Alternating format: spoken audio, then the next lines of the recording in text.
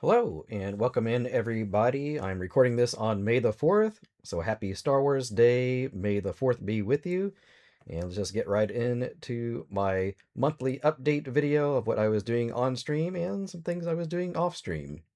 So, kicking off the month of April for games that I played on stream, and there's quite a few of them. And this is mostly related to some variety stuff that happened, but first of all, we have Musha, the classic Japanese tale of horror for the Super Nintendo. This was a one stream redeem. I think overall I enjoyed this one.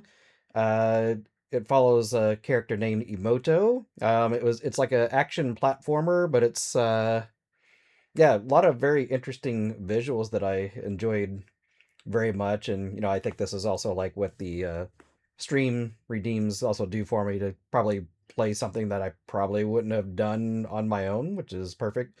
um yeah, we got through it. Had some interesting choices on like reusing levels, and I don't want to really get into like too much detail on that, as far as kind of a spoilery kind of territory type of thing, in case this is something you want to play for yourself. But yeah, I really liked it overall. It didn't really appeal to me as far as like, do I want to turn this into a speed run type of thing? No, I was just happy to just kind of just experience it the one time, but enjoyed it. And we defeated in the one stream kind of earlier than I expected. And so we had some more time, and it just kind of became an impromptu type of thing, and followed that up with Sonic Blast Man on the Super Nintendo.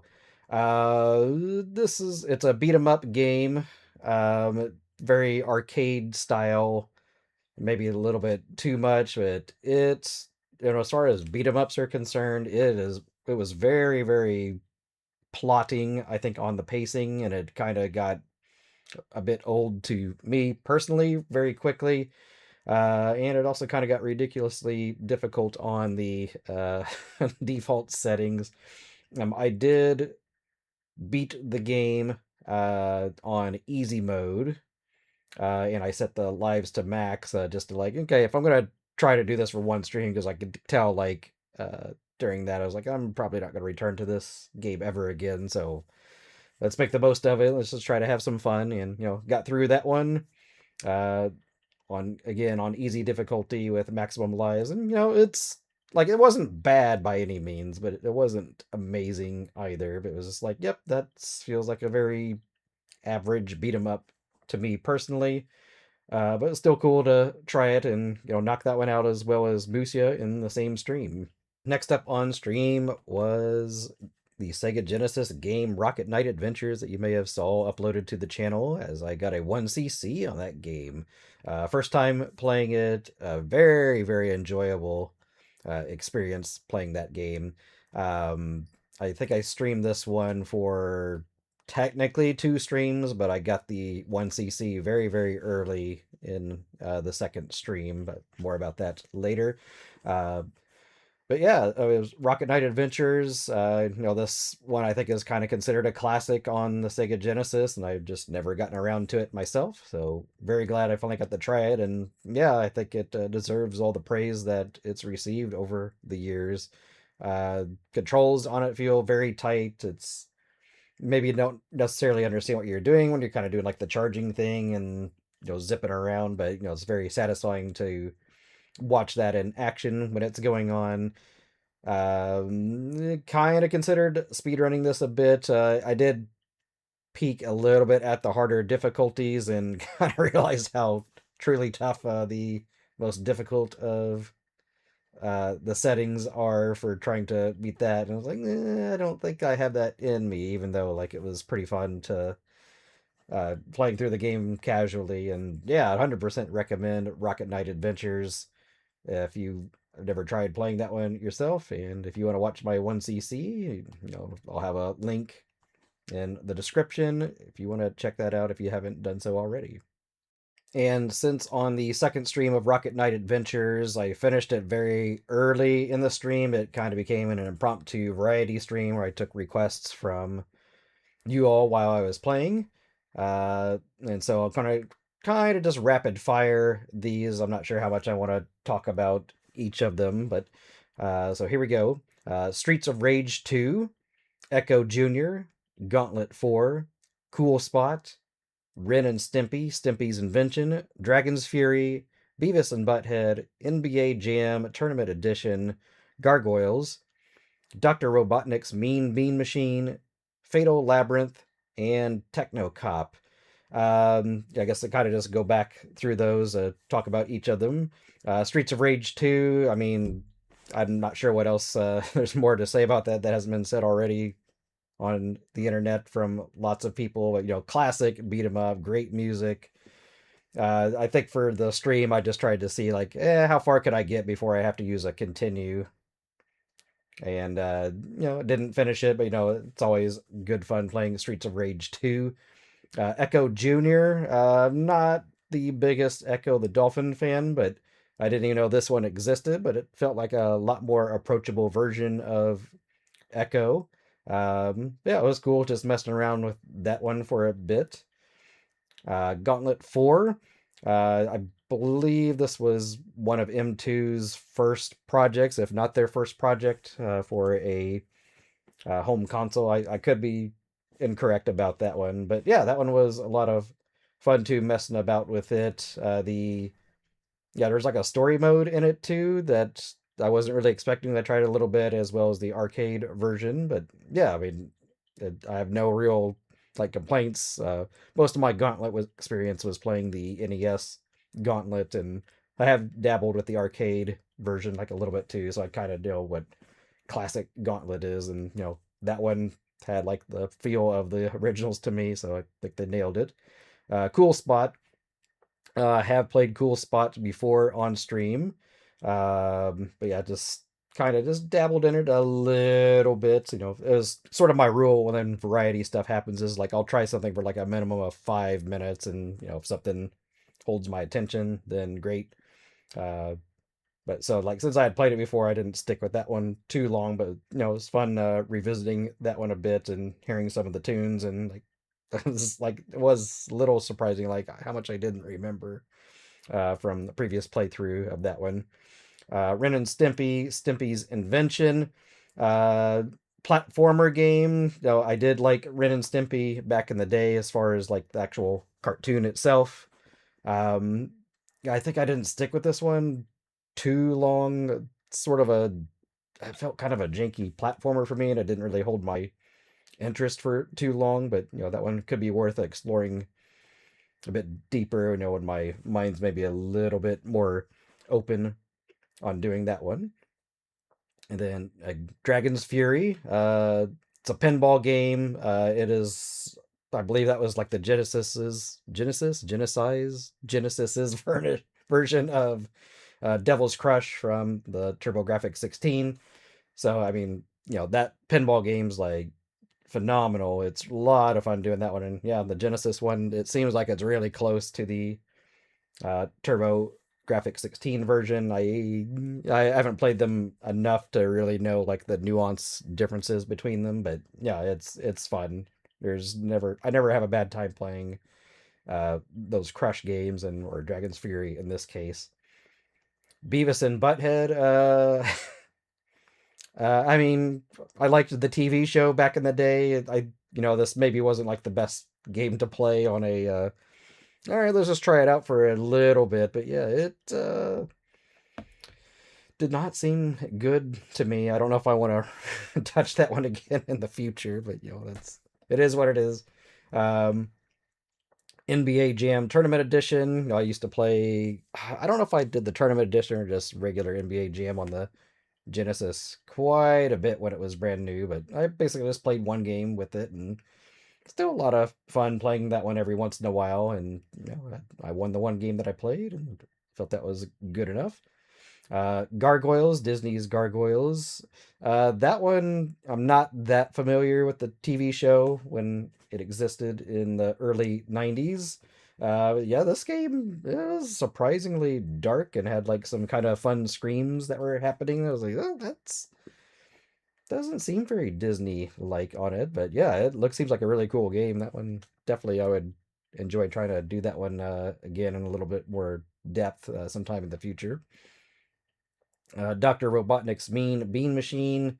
Um, it's like the game's fine. Like for me, like those type of games, like with the match style types of games, like I'm just never really been that good at them. So it's maybe I unfairly judge them, but yeah, that one's just not for me. But it's perfect time to try out one of those games. I see a katana creeping over. Are you coming up? All right, let's move this keyboard over. It's katana time. Speaking of mean bean machine, those beans on her paws, very cute, but very very hurty with the with everything else. Madam, okay, please, please, here, come here. Fatal Labyrinth, which is not one I was familiar with at all, but yeah, that turned out to be like a really interesting roguelike style game. Yeah, I liked what I did of it, and I kind of want to try that some more in the future at some point in time. Yeah, well, I want to dig into a little bit more Fatal Labyrinth. Technocop. It was. I just read the name. I was like, "What was that again?" And it kind of reminded me of like Chase HQ for like a little portion of the game, and then after that, it turned into sort of a very janky kind of side-scrolling platformer type of thing that I didn't really understand. But yeah, at the time, it didn't really feel like that was for me either. So that wraps up the Sega Genesis variety bit that happened after Rocket Knight Adventures. Katana is now officially laying down on my lap. Oh, see, there she is. There she is. We'll see if she behaves here. Probably not. But next up on stream was a one stream redeem for a NES game called Gumshoe, which is something I've wanted to try. Claws just dug into my leg, and that's fine. And now she's out of here. Wonderful. Um, yeah, Gumshoe on the NES. I guess maybe before I go any further, flashing light warning as I put the footage up for this game. So you have been officially warned. But Gumshoe is a NES light zapper game where the concept of it is you're basically using the zapper to it's a platformer really is what the game is, but you use the zapper to shoot I'm blanking on the guy's name in the game. I'm sorry right now about that, but basically every time you shoot the dude on the screen, that makes him like jump up in the air, and you can like continually shoot him if you can hit him and just kind of make him double, triple, quadruple jumps. At the same time, there's also like stuff on the screen that you can take out with the zapper as well to clear those obstacles. And yeah, I just think the concept of that game is just really interesting. It's not just sort of, I think most people, when you think of the NES Zapper, like Duck Hunt's the first game that comes to mind. There's nothing wrong with it, but most Zapper games are going to be something similar to that with like a shooting gallery type of thing. And this took a very, very different taken concept of that technology that I really enjoyed the idea of it. Execution wise, though, that game is brutally difficult. I tried for like a long time, trying to do it like legit, proper. I'm a fair distance away from my television to try to do it that way, and it just like I was not getting anywhere, and I just eventually like shifted up to be like right next to the TV, like so like even like with the zapper pointing like right against the glass. I'm still not sure if I made it to the very last level or not, but I could not get past it. And it took a long time to even get there, like even being right next to the glass and trying to react to things like almost instantly and making sure I don't miss. And it was still just whipping me, but I had a good time with it. I was glad I finally got a chance to try that game out. It's yeah, I think I recommend it to try it out if you're curious about it, but yeah, don't be surprised if it destroys you. So again, that was Gumshoe for the NES. And then next up on stream, the wheel had chosen Alien versus Predator on the Atari Jaguar, or Jaguar, if you will.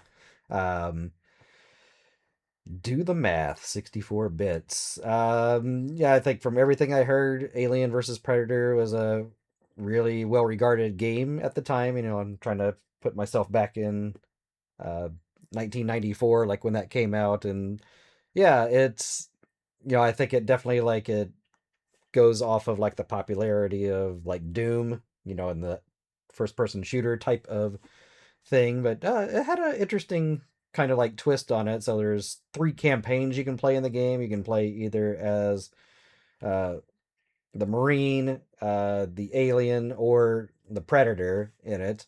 I started off on the Alien campaign. It was a pretty big learning curve, and it also didn't really help that the Jaguar controller it's not amazing in my opinion. The D-pad's very stiff and it doesn't feel very accurate, and I was having a lot of trouble like doing like smooth turns, and strafing, and it's kind of an issue as well because you had to use I think 7 and 9 on the number pad down at the bottom of the controller, which is not the most convenient spot to use those. So yeah, I was having trouble like when I'm turning, like I'm also like sort of like going backwards at the same times too from just the D-pad. But anyway, so controller problems aside, the frame rate on it's not great either, but it was tolerable for me.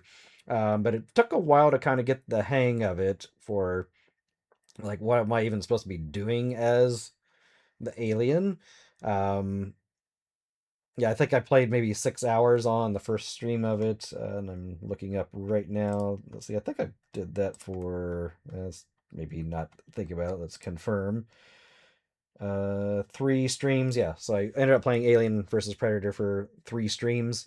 The first stream was maybe like 6 hours, and I was so lost and confused as the alien on like where I was supposed to go. I did eventually look up a guide later that didn't like oh, okay, so I understand there's air vents that I needed to go through, which eventually progressed me through several different levels, which was not clear to me. So after having that, I had sort of a basic outline of like if you're making forward progress, these are like the level names you should be seeing, which that was also not super clear to me either. But yeah, eventually got through the Alien campaign. That worked out pretty well, and it's like okay, I kind of got it now. And then after beating the Alien campaign, I decided like, all right, let's try the Predator campaign as well. Um, didn't struggle as much with that one. Yeah, I think kind of the big problem with that one is having your health being maintained, especially towards the end part of that campaign with a lot of the narrow corridors you have to navigate through is kind of a big problem. But yeah, it's a few tries, and I eventually got that.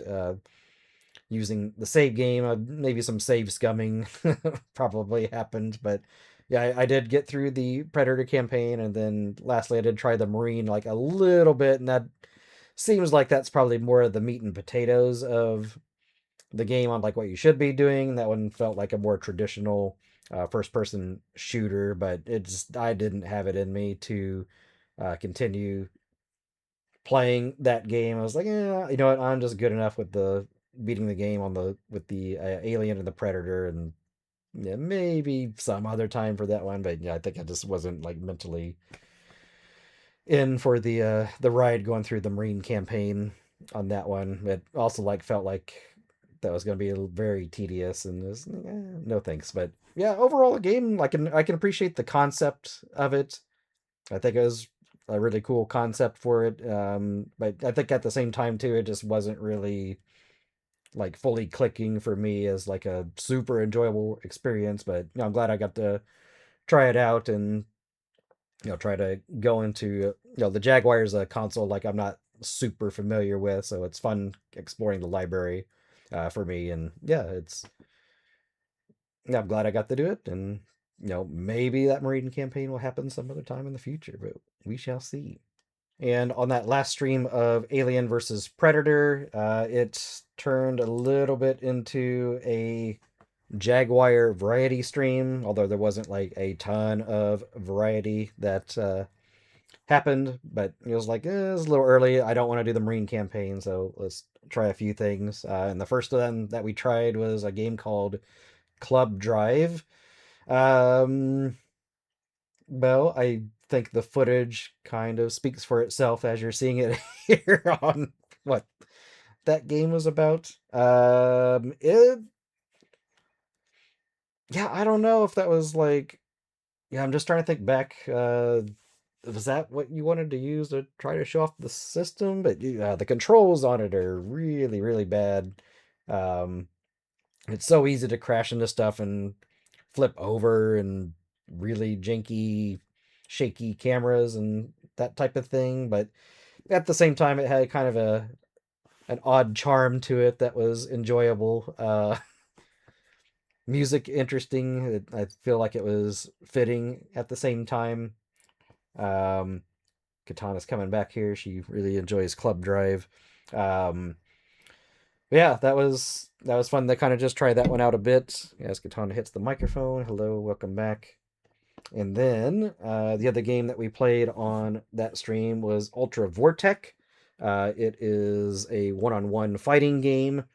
It's I didn't really give it like too fair of a shot, but it's pretty obvious that it was inspired by Mortal Kombat with like the digitized character type of thing.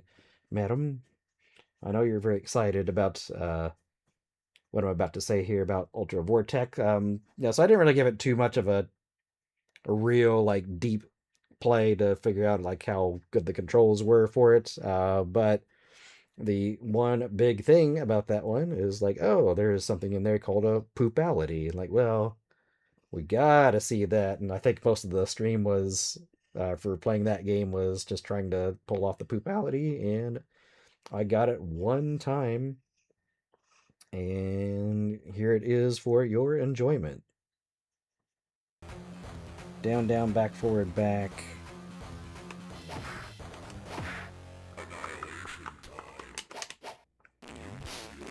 Oh, we did it!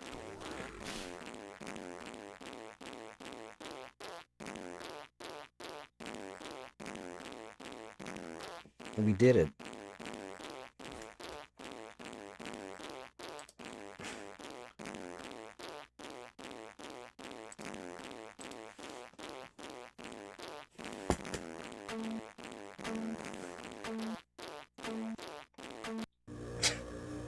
There we go.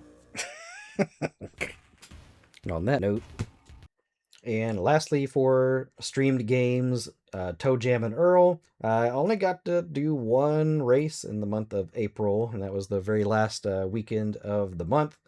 It was just a one-on-one race between myself and Hoodie Two Shoes. Yeah, my time in that one was not amazing. I believe it was like an hour nine and some change for some seconds, which is not great for a random world race, but it was good. At least like I got to play the game. That was a little challenging getting to participate those on this past month, but yeah, I had fun with it. I pretty much always have fun with that, and it's an enjoyable experience for me. But I also did get to do like a one dedicated stream to Toe Jam and Earl as well. Um, yeah, technically that was a one stream redeem where that happened. I'll say not too much of note happened during that one, other than got a fixed world, no doorway personal best with Earl, which is something I've been chasing for a little bit. It means nothing in the grand scheme of things as far as like the SRC leaderboard or anything like that. But yeah, it's always fun to play as Earl and getting that PB with Earl. It's like 20 minutes and 30 seconds, somewhere around there. But yeah, that was very enjoyable doing that. And that wraps up all the games that were played on stream in the month of April. For games that were not played on stream, aka offline games, and petting Katana here. I think she's a little bit off camera. Um, so once again, Diablo 4 with my buddy Eight Punches. Yeah, I think end of an era for Diablo 4. We officially retired this game. It got to the point where, so I should say that I played as a druid, he played as a barbarian. We did not have the first expansion of the game, and it just seemed to work out. And we tried like lots of different combinations of things for the barbarian, but it just seemed like you couldn't produce a very good damage with the barbarian with the base game, because most of the builds that people recommend online, they require, I think, a rune that's like exclusive to the first expansion.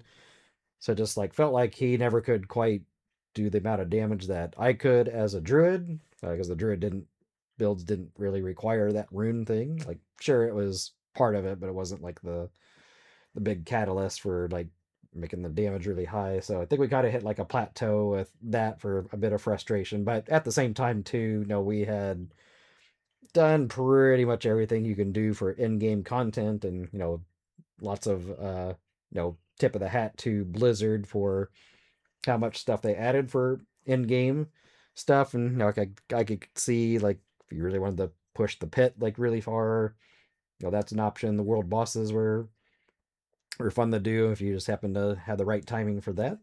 But yeah, so we decided, with the second expansion looming, which as of this recording, I think it's out now, but yeah, I wasn't sure what that was going to do to the base game either, and I couldn't imagine that's going to help things that much without having both expansions at all for, producing at like a high level for performance for a character. But I digress about that. But yeah, we had fun.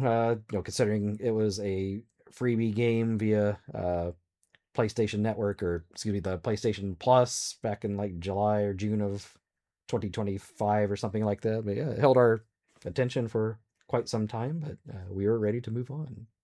And what we moved on to was a game called Absalom. Absalom. That sounded the same to me. But Absalom, yeah, we're having a good time with this one so far. As of this recording, we have not beat the game yet. But basically, it's yeah, I really like the art style in this game. It's a beat 'em up, but it's like a rogue kind of elements type of thing. There's some footage playing of both of us.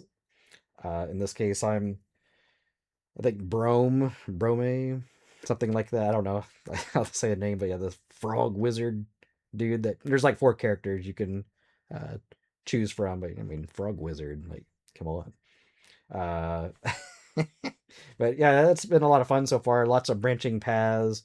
There's a lot of things we haven't discovered yet, but basically the catalyst of it is you pick a skill that you start out with, and then like every screen that you clear, you're either going to get like some type of other skill, and it's random on what you're getting. And I think there's some synergy that you can build on trying to get something that works out really well for your character. And maybe there's some stuff that can synergize with each other too that we haven't really dug into too deeply yet. But yeah, I mean, it's still like a really solid beat 'em up, and it feels like the screens don't really last. They don't overstay their welcome. That's probably a better way to say what I was trying to say. Bosses are really cool in it too, but yeah, we have not done a complete clear yet, and then see what happens after you get to that clear. But yeah, so far having a lot of fun with Absalom, and I'm sure that will continue throughout the month of May, and we'll just see how far we go with it as time goes on. And continuing on with more offline games, more Pacross on the Nintendo Switch. I feel like I didn't really make like a ton of progress on that one, but it's not something I'm trying to like plow through as fast as I can. But yeah, actually got some footage playing one of the puzzles that I did. Um, yeah, so I have. I'm still working on like the Mega Pacross and just the regular Pacross puzzles. The color one. I think that's what it's called. I have all of those complete, and then every clip cross puzzle like that I have unlocked right now has also been complete. But yeah, still having a lot of fun with that one. It's cool listening to Sega music while you're playing, and I think I've talked about this before too in previous videos. But like, I wish there was more music variety in those games. But yeah, I've gotten a lot of fun out of that game. This cat paw keeps creeping up here with her face buried in my belly here. But yeah, yeah, I that's probably just gonna be on this video practically every month until that game is defeated. But yeah, more Pacross action. I also dusted off a little bit of Balatro. This one I got on PlayStation 4. I think that was a freebie game with PlayStation Plus sometime in the past year as well. And yeah, I think when I first finally got into it, I was like, this game's gonna like really hook me, and it did. So it's good to kind of step away from it a bit. But if you don't know what Balatro is, it's basically a game where you're trying to make poker hands to score points based off of the values of the cards that you played plus the type of hand. But there's modifiers that you can get throughout the game. It's also rogue in nature, where you can you know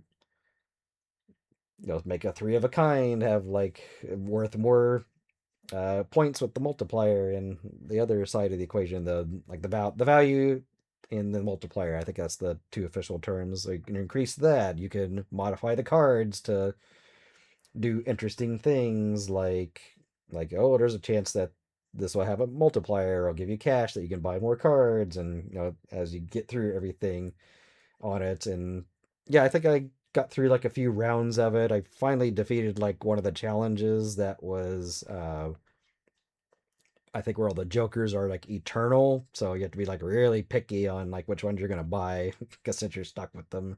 And some of them that usually are like really good early, like not so good late, so you don't really want to be stuck with those. But I finally pulled one off to win that one. And yeah, that's another good game that's I kind of view similar to Pacross, that like I'm not sure how dedicated I am to beating every single variation in that game, but it's a good one to pick up every once in a while if you want to just kind of chill out a bit. At least that game is very chill for me. But yeah, I'm having a lot of fun with Balatro. And for the Atari Age stuff that happened during the month of April, two different rounds of games participated in. The first week were homebrew games. I think some of them are still like in sort of a development state or work in progress. Maybe that's the better term to use. But one called Exercise, Boneyard Bounce, Risky Rider, and Asteroid Miner. And specifically, these were the zero-page homebrew words for the 2025 finalists. That's where these games were played this week. Yeah, Exercise. You're getting chased by an axe murderer, and as you're trying to get through like these platforms as quickly as you can, so you don't get got. Yeah, that one was really cool. I like that one quite a bit. For all of these were like first play experiences for me. Trying to look at where I placed on that one while you're seeing the screenshot. Placed tied for 13th out of 23 people for Exercise. Boneyard Bounce. That one, there's like a dot or a ball, or maybe you were I can't remember. But basically, like you're just continually like bouncing up and down. You're trying to make sure you hit platforms to try to stay alive as long as you can. Katana's very fascinated by my hand movement here. That one I finished, let's see, 11th out of 22 for Boneyard Bounce. And then Risky Rider, that one didn't quite jive with me all that well. But yeah, I finished 12th out of 21 for that one. And then there's sort of a bonus of a work in progress called Asteroid Miner that I did pretty much the bare minimum and tied for the bottom for the bonus points on that one. And as of that point in time, my overall points put me at 14th of 23 for the week and led me to be 12th overall in the standings. And then the following week was some arcade classics for the Atari Jaguar. The Jaguar, the Atari 2600, excuse me. Still thinking about Alien versus Predator, I suppose. But Vanguard, Luther will destroy the Gond. Yeah, classic shmup on that one. I didn't get a ton of time to maybe spend as much as I wanted on that one. I still did pretty well. Ninth out of 23 for the week on Vanguard. Midnight Magic, pinball game, Red Label Atari cartridge. I remember getting that game at a Big Lots years ago. I think maybe for $1.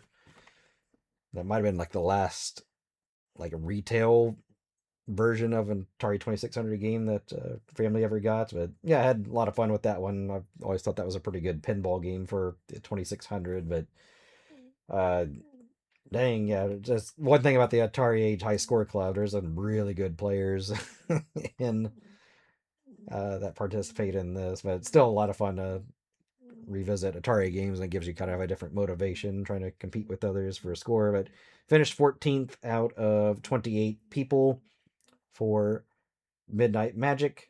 Then next up, classic Space Invaders. The Atari 2600 port of that one is always really fun.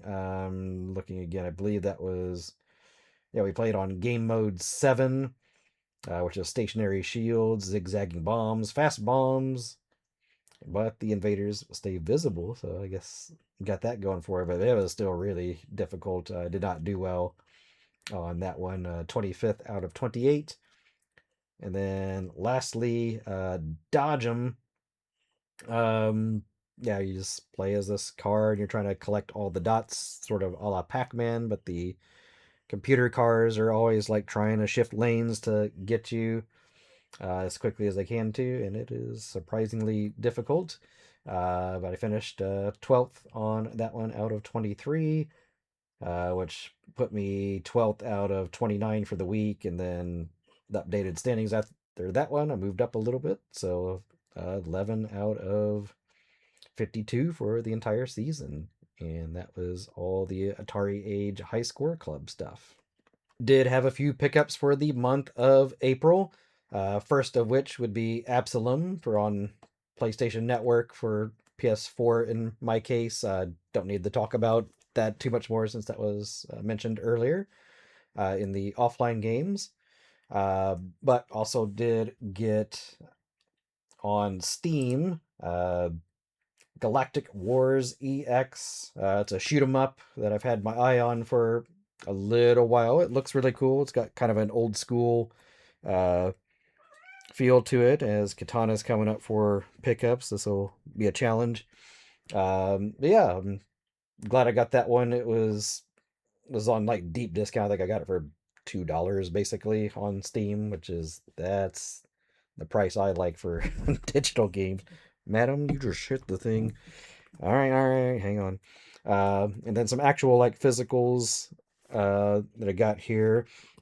Spy Fox and Dry Cereal on the Nintendo Wii. It is complete. It does have the manual and the disc in here. I don't really know that much about this game. Basically, let's see if it's Katana approved as well. It seems to be. Um, it we got into a conversation. I feel like this might have been like 2 or 3 years ago, talking about like the Nintendo cereal, like the Mario and like the Zelda cereal from like the 80s, maybe it was the 90s. I think it was the 80s. And then just got curious, like I wonder if anybody like sells this on eBay. And I think I just typed in like Nintendo cereal and like while looking that up, and then like this game like came up, and I'm like, I don't know what this is, but I do like a janky Nintendo Wii game every once in a while, and maybe that's what that is, but it'll be fun to find out at some point in time. But yeah, by golly, I've been looking for it for years, and I finally found it in a store I visited. And like, oh, okay, it was a little bit more than I wanted to pay for it, but it was there and it had everything. Like, all right, let's do it. Um, and then I'll kind of show two of them here at the same time. But yeah, Fallout 3 on the PlayStation 3 and Fallout 4 on the PlayStation 4, both the Game of the Year editions. Both of them are complete.